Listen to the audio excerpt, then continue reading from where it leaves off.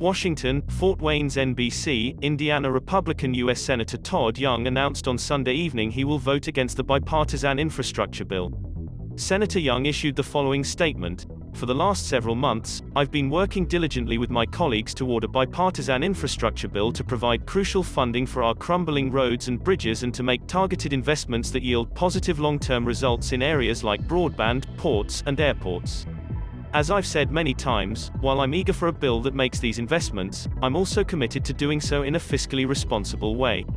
Having reviewed the Congressional Budget Office's (CBO) estimated fiscal impact of this legislation as currently constructed, and frankly still not being comfortable with a number of the Democratic priorities contained in this version, I will vote no. As many of you know, I have concerns with the way CBO scores legislation and, even in this case, I don't agree exactly with their scoring analysis. Nonetheless, I'm not yet comfortable with the current pay-fors in this legislation, nor am I comfortable with Speaker Pelosi's continued insistence on tying passage of this bill to the Democrats' $3.5 trillion reckless tax and spend budget proposal. Whether it is infrastructure or the Democrats' reckless budget, we can't afford to continue to grow the national debt at this pace, particularly as our economy recovers from the pandemic. Once this legislation passes the Senate, it will move next to the House of Representatives, where changes are all but certain.